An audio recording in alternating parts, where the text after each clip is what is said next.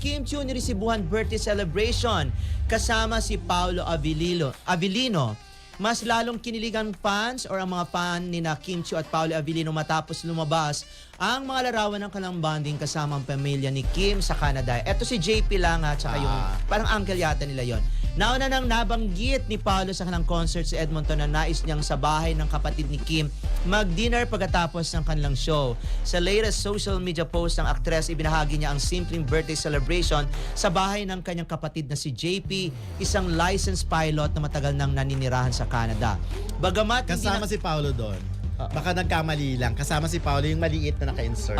Bagamat hindi nakita si Paolo sa mismong IG upload ni Kim, oo, nakita ko nga. Kasama mabilis po. Naman, kasama yan. Mabilis naman kumalat online ng group photo kung saan makikita magkasama sila sa dining table habang nagsasalo sa seafood feast.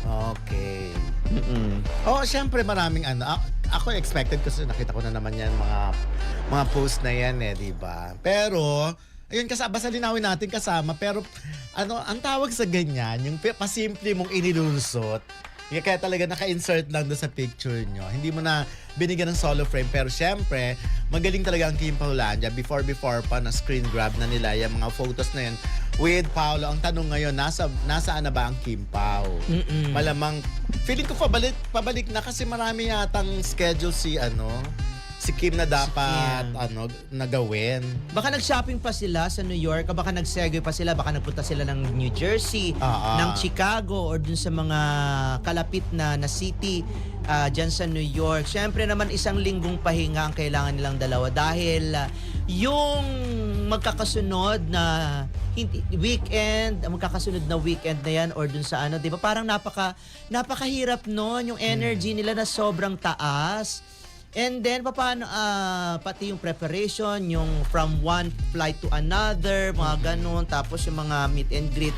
So, kailangan talaga nilang mag-recharge. Dahil pagdating dito, ay siguradong sasabak na naman sila sa mga trabaho. Katulad niyan, si Kim daw at saka si Ryan Bang, etong May 15, meron daw silang appearance sa isang supermarket na company, ganon.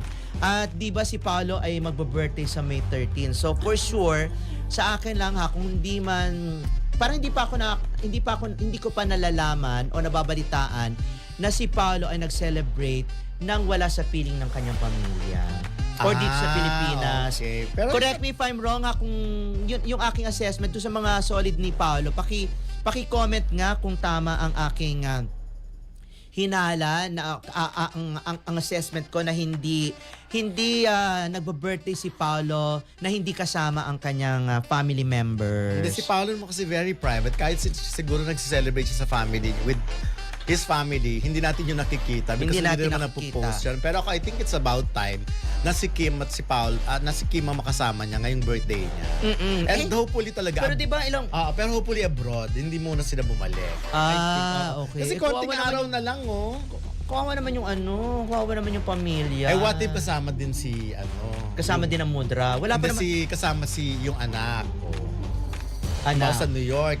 Mag-celebrate kasama niya si Aki. Nag-celebrate na sila, nag-advance birthday celebration na And sila. Kasama si Kim. Ng birthday mismo, the birthday itself. The birthday itself. Pero nag-advance birthday celebration sa kasama nga daw si LJ Reyes at yung jowa ni LJ. Parang ganun yata, basta kasama si LJ, mga ganun. So, abangan na lang natin kasi anong tawag dito, baka nga nasa ere na itong dalawang to, baka na nga dumating. Baka dumating na kasi siyempre sasabak ba itong mga ito na pagod-pagod pa at may jet lag, kawawa naman. Pero kasi ang Kim po kasi parang mga may pusa yung dalawang yan na hindi mo namamalayan na dumating na pala. Paano kaya lang tinatago to? Baka naman pinili nila na dumating ng madaling araw. Kasi merong mga flight kasi na madaling araw ang arrival. Kasi meron namang umaga, di ba meron din 11 o'clock, usually pag US 11 o'clock. Or depende kung gaano kalayo. Minsan naman 11 p.m. ganon. At meron din naman madaling araw. Tingnan natin, baka naman nag-segue pa sila sa ibang lugar, baka nag-Hong Kong or kaya baka nagpunta pa ng sa ibang sa Asia. Pero diba? Ikaw ba, kung halimbawa, hindi ako, tinatanong ko kanina, kung pag nalaman mo na si Kim ay lumipat na ng bahay at bandang sa Forbes Park siya nakatira, ano magiging reaction mo? Deserve deserve ni Kim. Kaya na masyadong malayo kasi ang Forbes eh. Talaga? Masyadong Di ba malayo. Mahirapan si Kim na...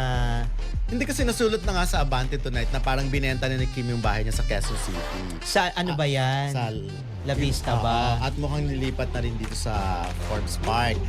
Kasi parang nabooking naman yung mga ganyan dahil din sa mga driver nila. Mga ganon. So ilang ano ba? Ilang bang property ni Kim dito Yun sa nga eh. ilan bang property ni Kim dito sa Metro Manila?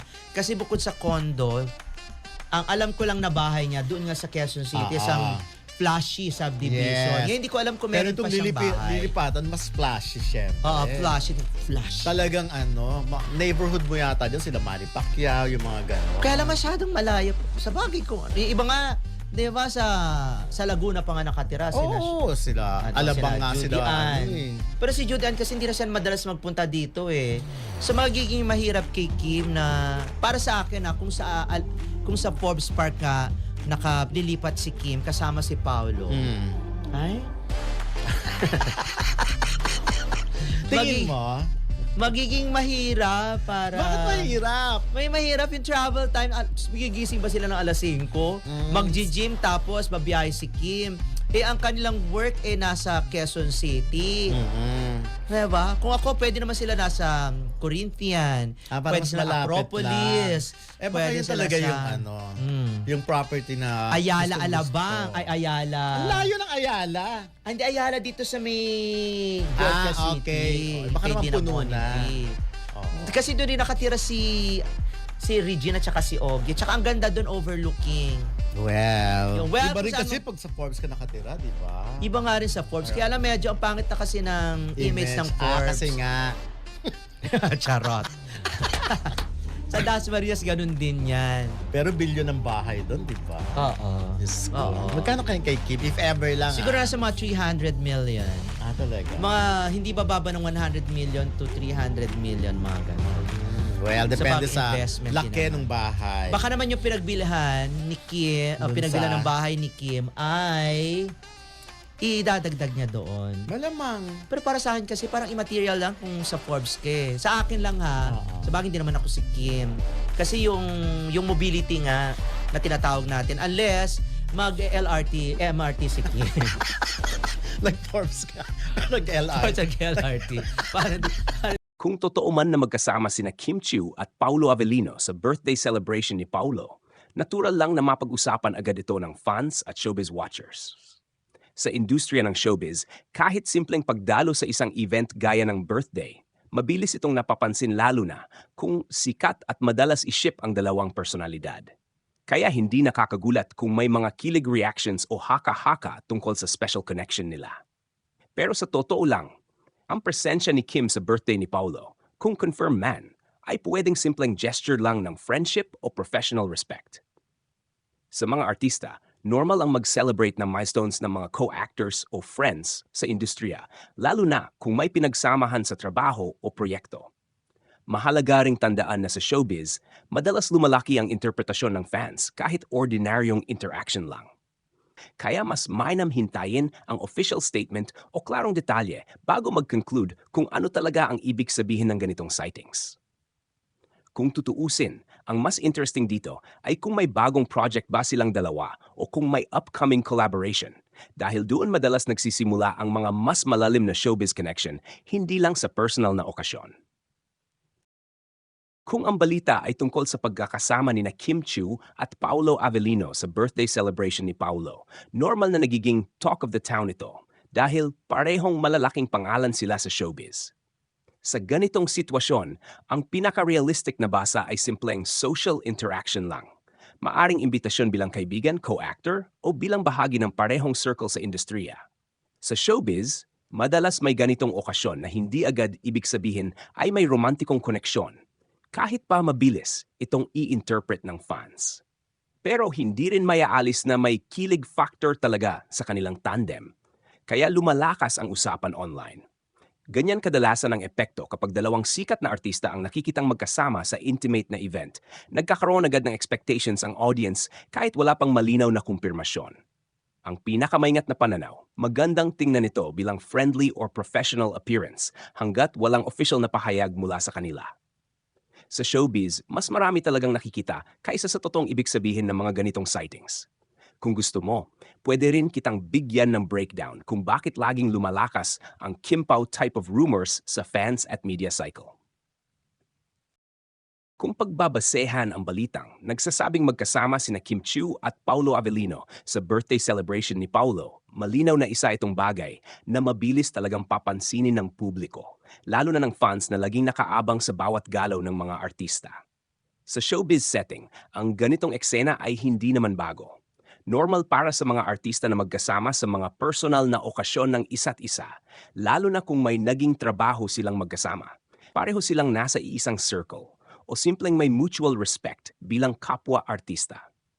Kaya kung titingnan sa mas praktikal na lente, pwedeng ito ay simpleng celebration lang ng kaarawan na dinaluhan ng ilang kaibigan at colleagues.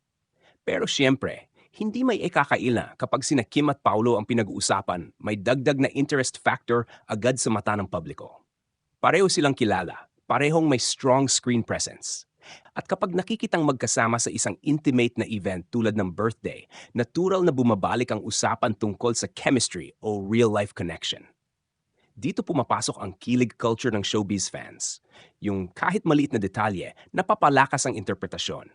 Ang importante lang, kailangan ihiwalay ang observation sa assumption.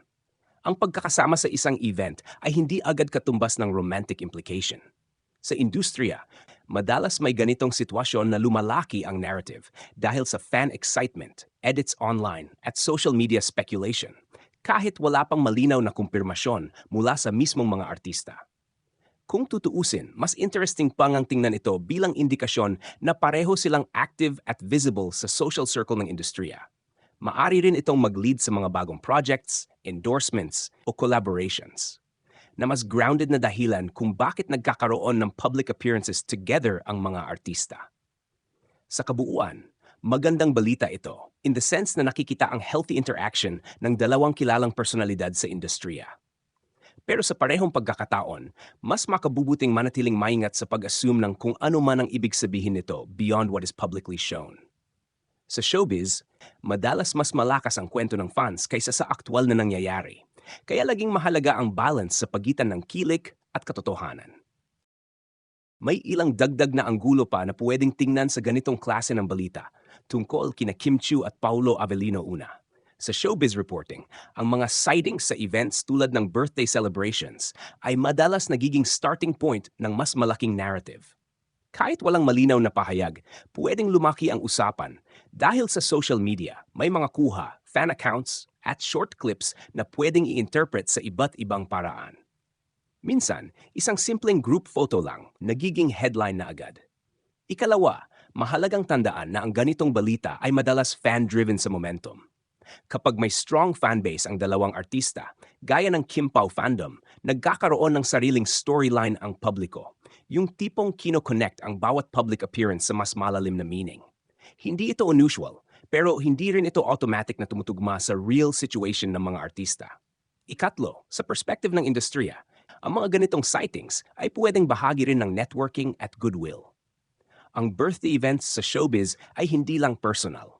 Madalas social gathering din ito ng mga taong magkakatrabaho, magkaibigan o may shared projects.